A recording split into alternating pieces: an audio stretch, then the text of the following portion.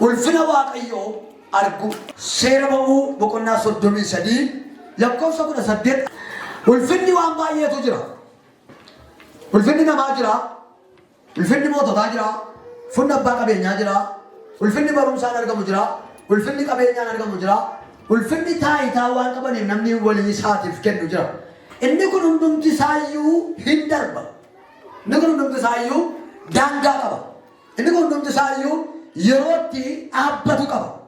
Raga nama kanaa waa'ee ulfina waaqayyoo arguudhaaf dhamamuun isinitti hima. namni waan baay'ee arguudhaaf hin dhama. waan baay'ee harkaan qabachuufis hin dhama. Museen nama waggaa 120 jiraate. waggaa 120 keessaa waggaa 40 mana mootiitti dabarse. waggaa 40 mana biyyuu isaatti dabarse. waggaa 40 immoo Israa'eliin geggeessuutti dabarse walii gala waggaa 120. namni kun dheebuunsaa ulfina waaqayyoo arguudha. dheebuunsaa humna waaqayyoo arguudha. waaqayyo garuu jecha tokko ittiin jedhe. na arguu waan hin dandeenyeef gaaddidduu koo sin agarsiise. gaaddidduu koo yookaan harka koo si agarsiise. ulfinni waaqayyoo ulfina akkasumaanii miti. ulfinni waaqayyoo ulfina namni callisee ilaalee wanti kun waan akkasiiti jedhu miti. kan irraa darbamu miti. ulfina waaqayyoo jechuun argama waaqayyoo keessa jiraachuu jechuudha hiikni isaa. Museen barumsa hin gaafanne. Museen waan ijaan argamu hin gaafanne. garuu ulfina kee arguu barbaade. baran geggeessutti, baran hojjedhutti, baran jiraadhutti kaniin yoon arge quufu, kaniin yoon arge gammadu, kaniin yoon arge natti tolu ulfina kee jedhe Museen. kanaaf ulfina kee arguutu narra jira. namni ulfina waaqayyo akkamitti arguu danda'a? qabxii tokko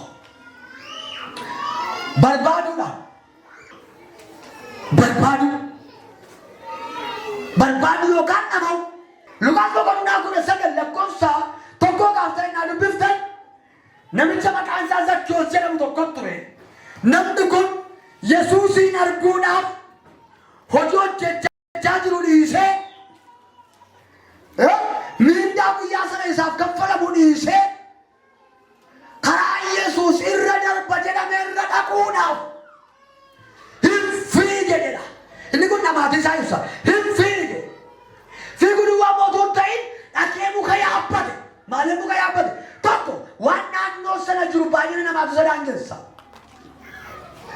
lammaffaa hojjaa isaatu isa daangessa. garuu inni arguudhaan murteesseera. nan arga jedhee murteesse. nan arga.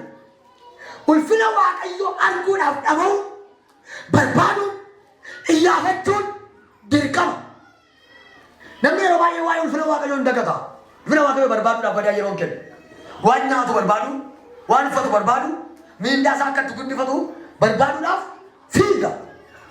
ulfinni waaqayyoo garuu waan nuti barbaadnu sana hundumaa of keessaa qaba. gaafa ulfina waaqayyoo argitu jireenyi kee hin haareffama. jireenyi kee hin haaraa, hin jijjiirama. arguun kan ittiin danda'amu garuu dhabamuudhaan. ulfinni waaqayyoo dhamaatiidhaan argama. hundatu arga miti. nama hundatu jireenya ulfina waaqayyootiin guute jiraachuu danda'a miti. maanniree dhamaatii barbaada arguudhaaf, fiiguu barbaada, ol ba'uu barbaada. Zakkiyoos hin fiige, hin barbaade, ol ba'e. ol ba'een sun waa'ee mukatti ol ba'ee miti. jireenya amma keessa jirtu kana keessaa baatee ulfina waaqayyoo arguudhaaf ol ba'uutu sirra jira.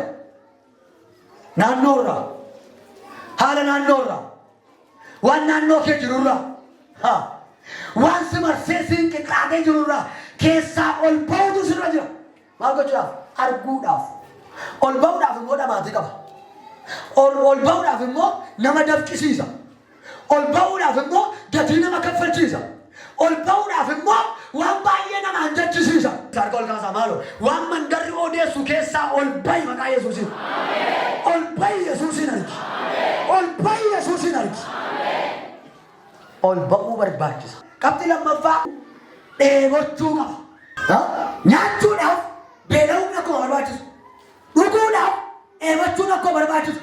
Ulfina Waaqayyoo arguudhaaf immoo ulfinicha eebbachuu.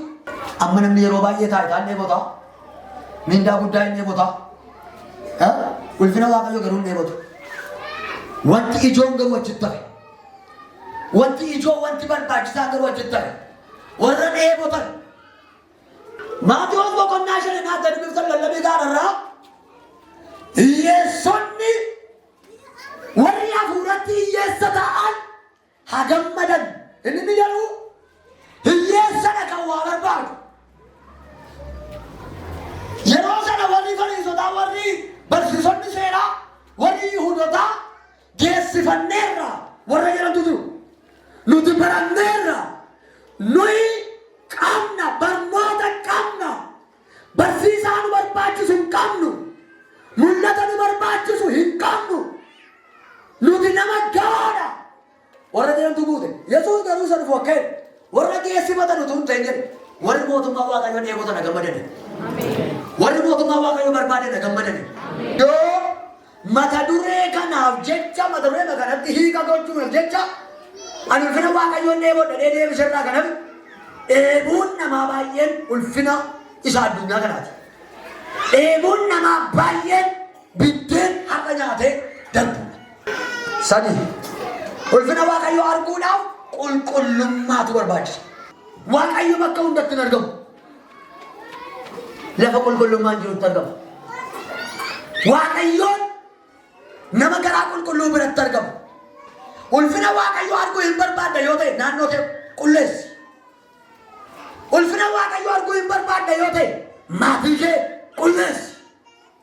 Ulfina Waaqayyoo arguu hin barbaadda yoo ta'e garaa kee qulleessi. Ulfina Waaqayyoo arguu hin barbaadda yoo ta'e arraba kee qulleessi. Ulfina Waaqayyoo arguu hin barbaadda yoo ta'e jireenya kee bareechi. Lafa wanti xuraa'aan jiru warruma wanta xuraa'aa barbaadantu dhaqa. Lafa wanti qulqulluun jiru immoo isa waan qulqulluu barbaadu dhaqa. Waaqayyo qulqulluudha jedhamee barreeffamee jira. Xuriin isa bira hin jiru. Waaqayyo ifa jedhamee barreeffamee jira. Dukkanni isa bira hin jiru. Waaqayyo dhugaadha. Sobni isa bira hin jiru. Waaqayyoon arguudhaaf maaltu barbaachisa? Qulqullummaatu barbaachisa. Macaafa qulqulluu keessaa kutaa kana barreessa. Ibroota 12 lakkoofsa 14. Qulqullummaa malee namni tokkollee Waaqayyoon arguu hin danda'u jedha. Qulqullummaa malee namni tokkollee Waaqayyoon arguu hin danda'u. Ulfina isaa arguu hin danda'u. Qulqullummaan gara Waaqayyootti nu dhiyeessa. Cubbuun immoo Waaqayyo irraa nu fageessa. Qulqullummaan Waaqayyoon nu argisiisa. Cubbuun immoo seetaan akka nuti riyyaa godhannu godha. Qulqullummaan mana keenya keessa Waaqayyo akka jiraatu godha. Xuraa'ummaan immoo seetanni mana keenya keessa akka buufatu godha. Waaqayyo wajjin jiraachuu barbaadda taanaan wanti ati gochuun sirra jiru qulqullummaa. Eegni qulqullummaa gara Waaqayyootti deebi'u jechuudha. Waan Waaqayyo barbaadu hojjechuu jechuudha. Inni taanu jireenya kadhannaa qabaachuu. Ulfina Waaqayyoo arguudhaaf jireenya kadhannaa qabaachuu. Inni ture Waaqayyo callisee namatti mul'atu. Waaqayyo callisee nama wajjin jiraatu. Namni gaafa jireenya kadhannaa qabaatu Waaqayyo nee urgaa manni isaa. Waaqayyo nee urgaa jireenyi isaa. Hafuura qulqulluutu irraa urgaa. Nama kadhatu. Ermiyaas 33 lakkoofsa 3. Inni taanu sagalee Waaqayyoo keessa jiraachuudha. Namni ulfina Waaqayyoo arguudhaaf sagalee Waaqayyoo keessa jiraachuu. Isa Waaqayyo dubbate dallaa goonee keessa jiraachuu. Mana goonee keessa jiraachuu. Ulfina Waaqayyoo arguun barbaada taanaan waan Waaqayyo sitti dubbate dallaa goonee ofitti jiraatu. Keessa jiraatu. sagalee waaqayyootiin jiraadhu, sagalee waaqayyoottis jiraadhu. Itti nama sanbala jiru kanatti sagalee waaqayyootiin jiraadhuudha.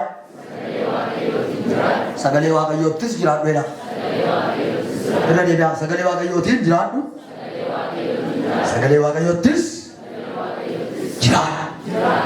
Ittiin jiraachuu moo itti jiraachuutu jiru? Sagalee waaqayyootiin jiraachuu moo sagalee waaqayyootti jiraachuutu jiru?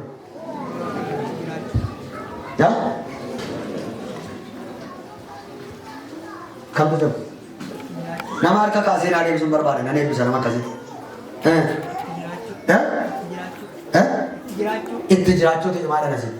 Nama biraa ittiin jiraachuu moo itti jiraachuutu jiru? Beekni masin bira jiru harkaan qabaa. Ittiin jiraachaa jirta moo itti jiraachaa jirta?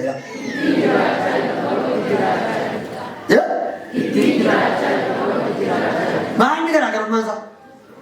Ittiin jiraachuun maali? Itti jiraachuun maali? Maalni garaagarummaa maal qaba? Garaagarummaa maal qaba? Waaqayyo sin ceesisa sin jedhee beekaa? Ittiin jettee beektaa? Namni baay'een ittiin jiraatee garuu ittiin jiraatu. Namni baay'een ittiin jijjiiramee garuu ittiin jijjiiramu. Wangeelichi san jijjiira. Jireenyi isaa akkuma dheengaddaa garuu lubbuudhaan jira. Maqaan waaqayyoo waammatee ooleera. Garuu sagalee waaqayyoo ittiin jiraatee sana ittiin jiraatee ittiin biddeen nyaatee ittiin karaan banamee ittiin moon jiraatu. Ulfina waaqayyoo arguudhaaf itti jiraachuutu murteessa. Keessa jiraachuu. Gaafa dubbii cimaan isinitti dubbatamu hin shakkinaa cimaa ta'uudhaaf jirtu. Isin cimsuu barbaada. Amma biyyi keenya wangeelaan jiraachaa jira. Wangeelaan nagaa argateera. Wangeelaan milkaa'eera. Wangeelaan afaan isaatti fayyadameera. Wangeelaan barateera. Wangeelaan jireenya haaraa jalqabeera. Garuu wangeelatti hin jiraanne. Wangeelatti jiraadhaa malee wanti kan biraan isin hin dhibinedha Phaawulos. Akka nama wangeela fudhateetti jiraadhaa malee wanti kan biraan isin hin dhibin. Gaara ba'uu hin dandeenye baay'ee isaan baaneera. Kun maal jechuudha? Ittiin jiraadha. Garuu itti jiraachuu hin dandeenye. Waaqayyo akka itti jiraattu barbaada. Akka itti jiraattu. Anatti qabamaati jiraadhaa. Yoos ija danuu hinna qabu. Anatti qabamaati jiraadhaa. Anatti jiraadhaa. Waaqayyotti jiraachuun jireenya. Waaqayyo aduusaa jallootaafis qajeelotaafis walqixxee baasa. Bokkaasaa walqixxee roobsa. Waaqayyoon jiraachuun kiristaana sirrii nama hin godhu. Waaqayyoon karaa barachuun kiristaana sirrii nama hin godhu.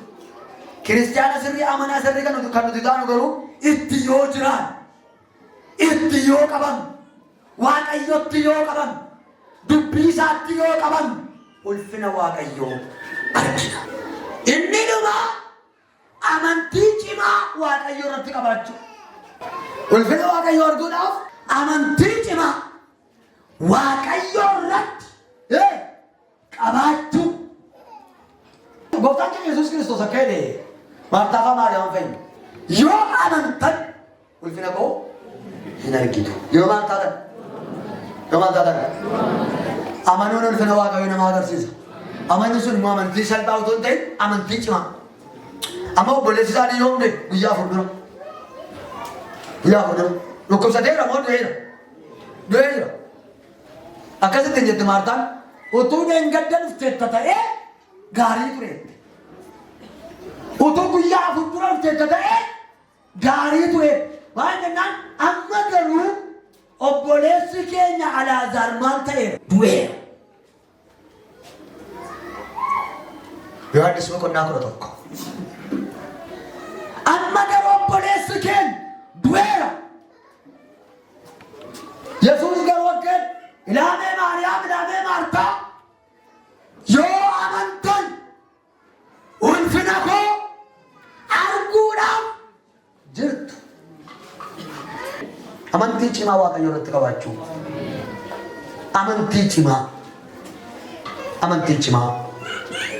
Gaafa haalli keenya ulfaatu waan Waaqayyo hin jirre nutti fakkaata. Gaafa naannoo keenya dukkanni barsu waan Waaqayyo hin jirre nutti fakkaata. Lakki akkas miti. Amantiin galaala. Amantiin miilla. Amantiin ija. Amantiin harka. Ittiin qaqqabanna. Ittiin argina. Ittiin deemna. Ittiin milkoomna. Yoo amantii cimaa qabaatte rakkina kee irratti ulfina Waaqayyoo mul'ata. Addunyaa kanarraa utuu hin darbin iji kee ulfina Waaqayyoo haa argu. Sagalee guddaan ulfina Waaqayyoo jedhame. Ulfina Waaqayyoo. Jedhama.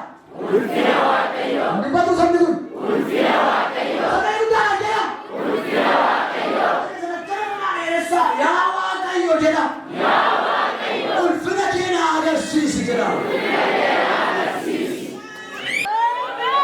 Talayaanni baatu talayaan baatu. Talayaanni baatu talayaatti nama hidhanidha. Talayaanni baatu talayaatti nama fannisanidha. Talayaanni baatu talayaatti mana hidhaatti nama dhaqanidha.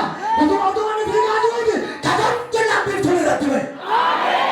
Eenyuun ari'atta abbaan itti jedhe. Eenyuun ari'atta. Agartuun isaa hin cufan. Agartuun ni kam inni billaa argu. Agartuun ni kam inni eeboo argu. Agartuun ni kam inni cuubeedhaan nama waraanu argu. Agartuu kan biraa barame. Askena kake, utuu hin beekin